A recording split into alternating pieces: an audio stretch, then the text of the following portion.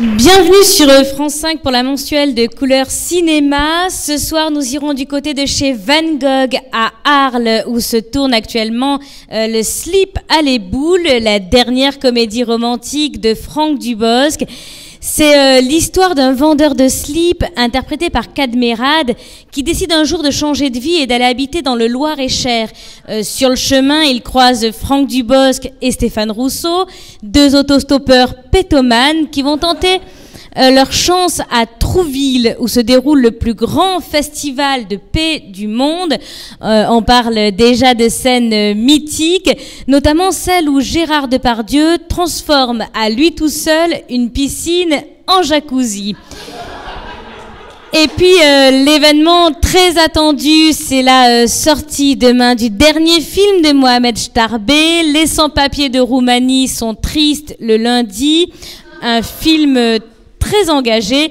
Il est avec nous ce soir. Qu'est-ce que tu fais, Mohamed? Je fais un concours de cheveux avec Trambert. Tu vois.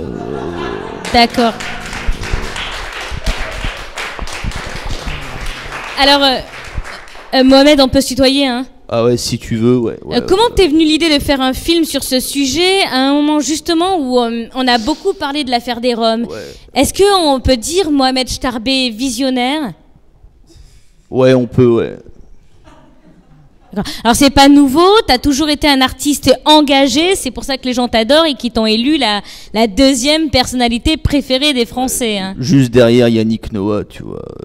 D'ailleurs, tu m'arrêtes si je me trompe, ouais, mais il paraît que c'est juste après avoir vu un concert de Yannick que t'as décidé de changer de nom. C'est vrai, ouais. Alors pourquoi Mohamed? Parce que moi aussi j'ai droit à la différence. Alors pour en revenir au film, au choix des acteurs plus précisément, ce sont les grands débuts au cinéma de Passepartout, dans le rôle de Nicolas Sarkozy. Ça n'a pas été difficile de le convaincre de jouer dans ton film? Ah bah ça n'a pas été évident, ouais, tu vois, il avait peur que ça nuise à son image. Le plus fort quand même, c'est d'avoir réussi à convaincre Carla Bruni de jouer son propre rôle dans un film qui est... Bon, on peut le dire clairement, anti-sarkozyste. Anti-sarkozyste, ouais. Comment tu t'y es pris? Oh, ça n'a pas été difficile, je lui ai juste promis que je couperais aucune de ces scènes au montage, tu vois. Ah ouais? Et t'as tenu parole? Ouais, j'ai gardé toutes les scènes où elle parlait pas. Tu vois. Mais le président, lui... Comment il a réagi à la lecture du scénario? Vachement bien, tu vois, parce qu'on a réécrit une version exprès pour lui. On lui a fait croire que son rôle serait joué par Tom Cruise.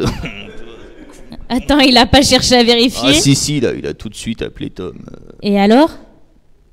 Et alors rien, il parle pas anglais.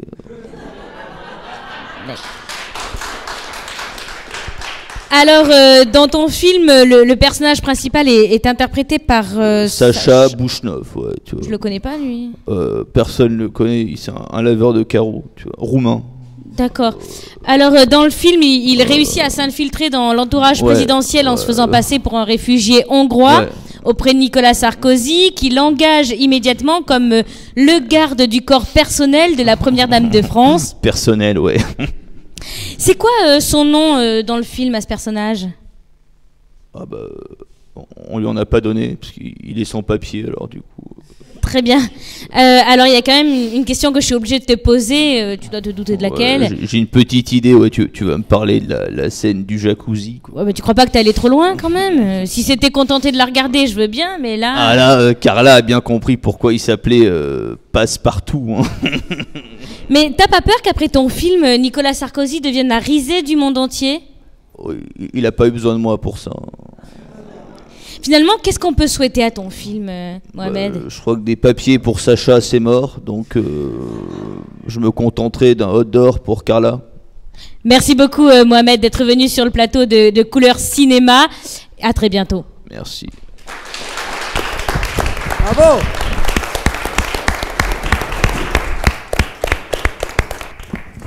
J'étais en train de réfléchir. Point de chat tout de suite. Parce que le chat ne s'arrête jamais. Est-ce que j'ai gagné le concours de cheveux?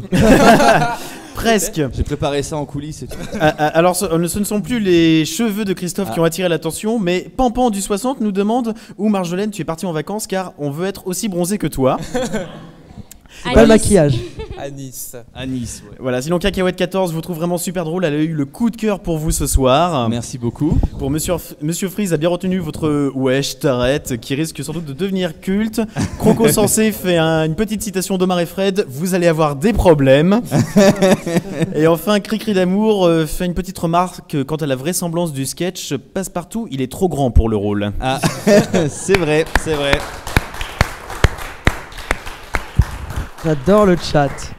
J'étais en train de réfléchir en regardant pardon, le sketch. J'imagine que l'écriture se fait en groupe. C'est plus moi, et puis après on en discute et on part en improvisation sur certaines choses. Normalement, il y a le troisième comédien qui est là et qui fait le roumain en question, et je m'en rends pas compte en fait. Il est à côté, mais voilà. Mais là, on n'a pas pu le faire ce soir, il faut adapter en fonction. Voilà. Donc sur un sketch comme Couleur Cinéma, vous mettez à peu près combien de temps à l'écrire? Celui-là était très long pour l'écrire, je sais pas, 15 jours, 3 semaines, et puis d'autres c'est 20 minutes, ça dépend Ça dépend. C'est-à-dire que les vannes viennent des fois une vanne lentement, un jour. des fois on a l'idée, puis après ça vient pas, puis des fois ça vient tout seul, mais voilà. Il y a des choses qui restent, enfin on en parle une fois comme ça en discutant, et puis ça reste des semaines, et puis hop, ça se transforme en sketch après. Des fois c'est un peu d'impro aussi, une fois qu'on arrive sur scène, le sketch s'écrit finalement sur scène, et il change à chaque fois, voilà. L'impro inspire beaucoup. Ouais. Alors Christophe, j'ai ouï dire que tu avais des talents d'imitateur. C'est vrai. Alors, est-ce que tu peux nous faire quelques imitations, Fabrice Lucchini peut-être? C'est hallucinant, je le sentais venir.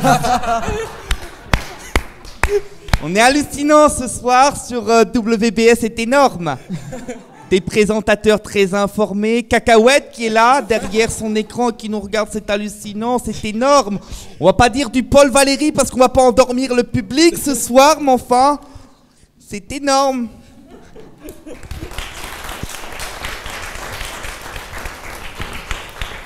Peut-être deux autres aussi dont j'ai entendu la bonne critique. Jean-Pierre Pernaut.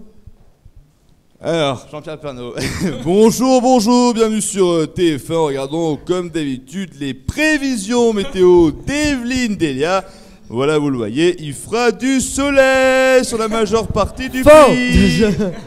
Il fait beau, il fait chaud, c'est l'été, mais non, il fait pas beau. Et on a plein dans le spectacle comme ça, des parodies c'est un spectacle dialogue de sourds, de parodies d'émissions, de faux JT. Il y a un JT avec Jean-Pierre Pernaut justement qui parle des villages et pendant qu'il y a une bombe nucléaire sur l'autre chaîne. Voilà, la synchronisation de l'actualité.